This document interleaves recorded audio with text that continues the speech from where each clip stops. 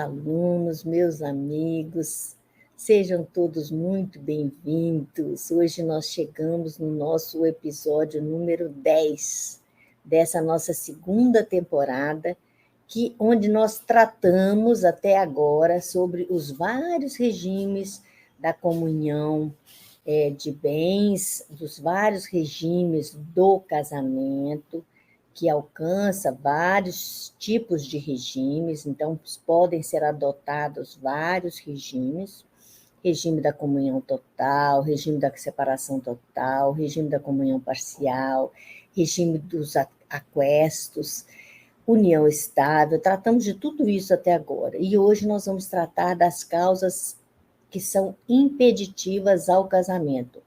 Quem não pode se casar?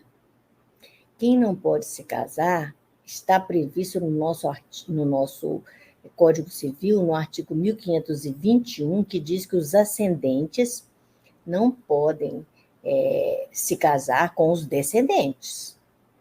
Claro, pai não pode se casar com filho. Os afins também em linha reta. O que é afins em linha reta? Irmãos com irmãos, não podem se casar. O adotante com quem foi cônjuge do adotado, e o adotado com quem foi do adotante. Então, o adotante não pode se casar com quem foi cônjuge do adotado, e vice-versa.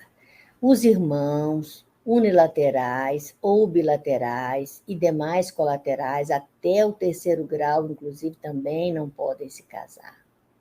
O adotado com o filho do adotante também não pode se casar. Essas são as causas que são impeditivas no casamento. E por serem impeditivas, elas não produzem efeitos e podem ser anuladas, tá bom? Além dessa situação que eu deixei para vocês aqui, vocês vão receber essa informação no material que segue. Então, vocês vão ter todas essas previsões em relação ao impedimento no casamento, para que vocês consultem quando precisarem, né? E temos também causas de suspensão no casamento. As causas de suspensão no casamento, elas, por serem causas suspensivas, elas podem, em algum momento, serem superadas. Então, elas suspendem o direito e não impedem, elas suspendem o direito. Então, por isso que o Código Civil, no artigo 1523, usa a seguinte expressão: não devem se casar. Se fosse uma proibição definitiva, estaria escrito não podem se casar, como é a previsão do artigo 1522, que nós tratamos anteriormente, que fala exatamente dos motivos de impedimento no casamento. Nessa situação, observe que não podem se casar.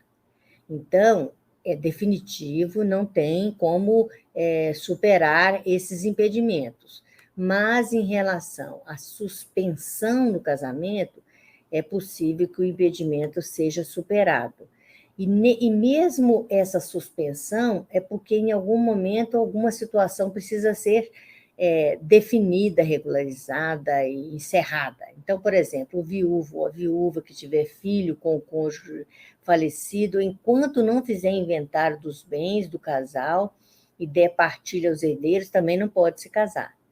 A viúva ou a mulher cujo casamento se desfez por ser nulo ou ter sido anulado até 10 meses depois do começo da viuvez ou da dissolução da sociedade conjugal. O divorciado não pode se casar enquanto não for homologada e decidida a partilha dos bens do casal.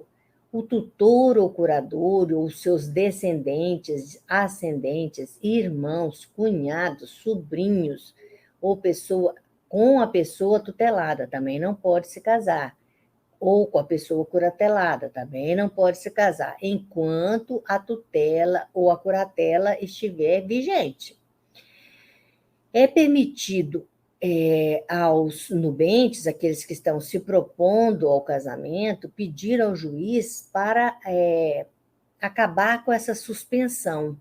E é possível pedir somente nas situações 1, 3 e 4. Então, vamos ver, o viúvo pode pedir, a viúva ou viúvo pode pedir para desfazer essa situação, provando a inexistência de prejuízo aos herdeiros. Então, nessa situação, o juiz, entendendo que não está havendo prejuízo aos herdeiros, eles podem pedir para que seja suspensa a suspensão, ou seja, para que eles tenham habilitação para se casarem, tá?